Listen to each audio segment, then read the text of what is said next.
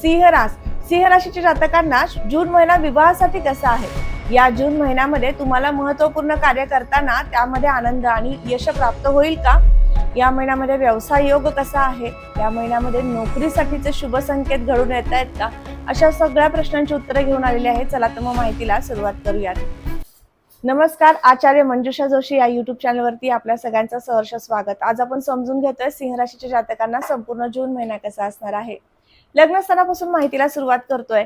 लग्नस्थानामध्ये केतुदेव उपस्थित आहेत. मघा नक्षत्रातनं केतूंचं गोचर आहे. त्यामुळे होतं काय, तर अधिकार पदे किंवा एखाद्या उच्च अधिकार पदावर आपण विराजमान आहोत, काम करतोय, ते कार्य आपल्या हातात आहे, तर त्या कार्यामध्ये काही अंशी आपल्या कनिष्ठ अधिकाऱ्यांकडनं सहकार्य न मिळणे या काही शक्यता होऊ शकतात. त्यामुळे जून मध्ये विशेष लक्ष द्यायचं आहे.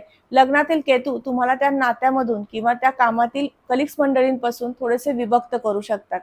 त्यांच्यापासून तुम्हाला एखाद्या कार्यामध्ये विशेष सहकार्य न मिळाल्यामुळे स्वतःच्या कामावरती ताणतणाव वाढू शकतो. म्हणून कामामध्ये विशेष लक्ष देऊन कार्य पूर्ण करून घ्यायचे आहेत. याचबरोबर हा महिना अधिक कष्टाचा आहे असं मी प्रामुख्याने सांगेल. धनस्थिती या महिन्यामध्ये कशी असणार आहे? धनस्थानामध्ये असणारी कन्या राशी आणि लाभात्न बुधांचं गोचर आहे. त्यामुळे मोठ्या प्रमाणात या महिन्यात इन्व्हेस्टमेंट दिसून येते. व्यवसायासाठी, नोकरीसाठी, शेतजमीन, मोकळी शेतजमीन खरेदी करण्यासाठी तुमचा विशेष गुंतवणुकीकडे कल राहणार आहे. याचबरोबर कुटुंबातील जबाबदाऱ्या, कुटुंबातील व्यक्तींसाठी काही नवीन काही खरेदी या सध्या गोष्टींसाठी सुद्धा तुमचा हा महिना खर्चिक दिसून येतोय. याचबरोबर तृतीय स्थानावरनं परिश्रम पाहिले जातात.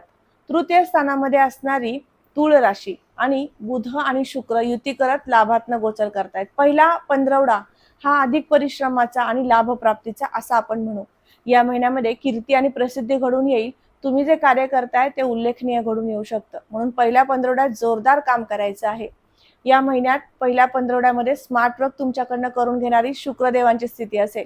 बुधदेव तुम्हाला बुद्धी कुशाग्रता देतील आणि त्या कुशाग्रतेच्या जोरावर तुम्ही मेडिकल क्षेत्रातलं काम करताय किंवा इंटरनेट, ग्राफिक डिझायनिंग या क्षेत्रामध्ये काम करताय, इंटेरियर डिझायनर तुम्ही असाल, तर तुमच्यासाठी सुद्धा उत्तम कालावधी घेऊन येणारी शुक्रदेवांची स्थिती या महिन्यात दिसून येते.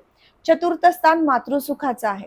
आईच्या सुखाच्या संदर्भात सुद्धा तुम्हाला या महिन्यामध्ये उत्तम अशी शुभ संकेत घडून येतात. कारण या ठिकाणी येणारी वृश्चिक राशी आणि मंगळांचं गोचर मेषेतनं होत आहे. त्यामुळे ठामपणे तुम्ही तुमच्या आईला एखादं मत तिच्यापर्यंत पोहोचवू शकणार आहात किंवा तिच्याकडनं त्यासाठी अनुमोदन मिळवून घेऊ शकणार आहात.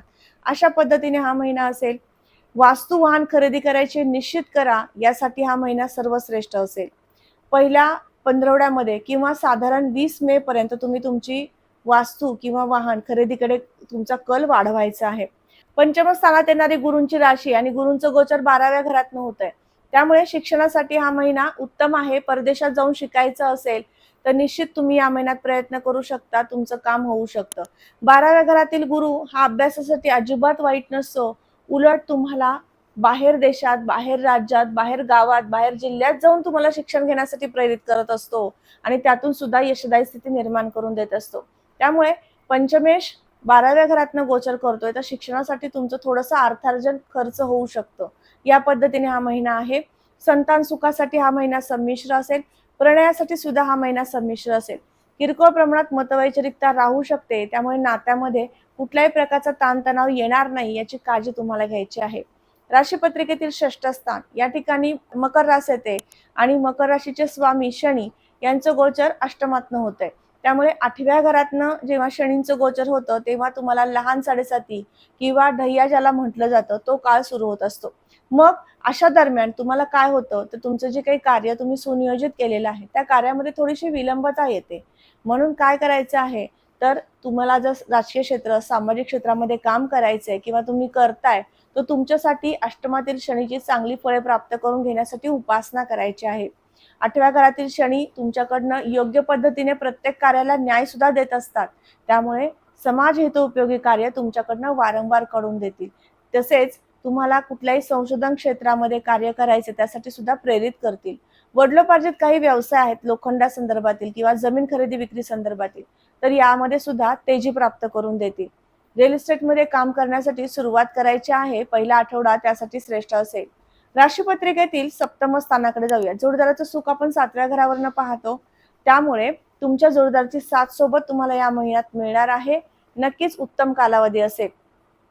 याचबरोबर पार्टनरशिपमधील व्यवसाय करताय, सुरू करायचे असतील तर पहिला आठवडा श्रेष्ठ आहे आणि त्याचबरोबर नवीन काही इन्व्हेस्टमेंट करायचे आहेत, काही काही ठिकाणी तुम्हाला तुमचा व्यापार घेऊन जायचा आहे, मीटिंग्स प्लॅन करायच्या आहेत, लोकांच्या भेटीगाठी घ्यायच्या आहेत. त्यासाठी दुसरा आणि चौथा आठवडा श्रेष्ठ असेल. या दरम्यान तुम्ही तुमच्या कामाचं नियोजन करायचं आहे. या पद्धतीने नियोजन करता आलं तर निश्चित तुम्ही तुमच्या कामामध्ये यशस्वी होणार आहात. याचबरोबर भाग्यस्थानाकडे जाऊयात. शुभ संकेताच्या दृष्टीने हा महिना कसा आहे? या ठिकाणी मंगळांची उपस्थिती आहे. मंगळ भाग्यातनं गोचर करतायत, त्यामुळे शुभ संकेत प्राप्त होतील. धाडसी वृत्ती जागृत होईल. कष्टाने प्रत्येक गोष्ट मिळवायचीच आहे अशी इच्छाशक्ती प्रबळ करून देणारी स्थिती या महिन्यात दिसून येत आहे. पत्रिकेतील दशम स्थानामध्ये वृषभ रास येते आणि शुक्रांचं गोचर जे आहे ते 11व्या घरातनं होतंय. त्यामुळे व्यापारासाठी मोठ्या इन्व्हेस्टमेंट तुम्ही या महिन्यात करू पाहणार आहात. सोने चांदीचे व्यापारी वर्ग, त्याचबरोबर कॉस्मेटिक संदर्भातील व्यापारी वर्ग यांच्यासाठी सर्व उत्कृष्ट असा हा महिना असणार आहे. सर्वोच्च तुमच्याकडनं काम केलं जाणार आहे. लाभ प्राप्त करून घेता येणार आहे. प्लास्टिक, रबर, संगणक क्षेत्र तसेच वातूळ पदार्थ या संदर्भातील व्यापारी वर्ग यांच्यासाठी सुद्धा उत्तम कालावधी आहे. तसेच वाहतुकी संदर्भातील कार्य करणाऱ्या वर्गाला सुद्धा हा महिना श्रेष्ठ आणि उत्तम असेल. याचबरोबर 12व्या घरामध्ये 1 जून पासून गुरुग्रह विराजमान झालेले आहेत. 1 जून पासून तुमच्या आयुष्यामध्ये खर्च आणि कर्ज असा समतोल साधण्याचा तुम्हाला प्रयत्न करायचा आहे. खर्च अफाट होऊ शकतो. त्यामुळे या महिन्यापासूनच एक गोष्ट निश्चित करून घ्यायची आहे की कुठला खर्च करतोय, किती गरजेचा आहे, वाजवेपेक्षा जास्त होतोय का, या सगळ्या गोष्टींचा विचार झाला तर निश्चित तुम्ही योग्य पद्धतीने योग्य त्या ठिकाणीच खर्च करू शकाल आणि त्यातनं लाभाचे संकेत प्राप्त करून घेऊ शकाल. मोठ्या इन्व्हेस्टमेंट करू शकाल त्या तुमच्या कारखान्यासाठी, तुमच्या एखाद्या उद्योग व्यवसायासाठी. आणि विशेष सांगायचं झाल्यास महिला भगिनींना सांगू इच्छिते, जर तुम्ही कॉस्मेटिक किंवा स्वतःचा एखादा गृहउद्योग या क्षेत्रातील व्यवसाय करू पाहताय तर निश्चित तुमच्यासाठी सुद्धा 12व्या घरातील गुरूंची स्थिती उत्तम आहे. महिलांसाठी व्यापार उद्योगात उत्तुंग असे चांगलं यश प्राप्त करून देणारी स्थिती गुरूंच्या कृपेने 12व्या स्थानातून होणार आहे. तर आता आपण सगळ्यात महत्वाची एक गोष्ट समजून घेतली, ती म्हणजे लहानपणवती आणि 12व्या घरामध्ये गुरूंचं गोचर, 12वा गुरु. मग आता अशा कंडिशनमध्ये तुम्हाला कुठल्या तरी उपासना करणं आवश्यक आहे, कारण खर्च आणि कर्ज हा समतोल तुम्हाला साधायचा आहे. अष्टमातनं शनींचं गोचर आहे, तर शनींची सुद्धा कृपा प्राप्त करून घ्यायची आहे. काय कराल? शनी चालीसा रोज वाचायचा आहे आणि त्याचबरोबर दत्त महाराजांची सेवा उपासना करायची आहे, जेणेकरून तुमच्या कामातील गती वाढेल, योग्य पद्धतीने कार्य होईल आणि त्यातनं तुम्हाला समाधान सुद्धा प्राप्त होईल. संपूर्ण महिना सांगितलेल्या उपासना करा, स्वामींच्या सेवेत राहा, दत्त महाराजांच्या सेवेत राहा. पुन्हा भेटणार आहे अशाच महत्वपूर्ण माहितीला घेऊन. तोपर्यंत आत्ता आपली रजा घेते. श्री स्वामी समर्थ. जय जय स्वामी समर्थ. रामकृष्ण हरी.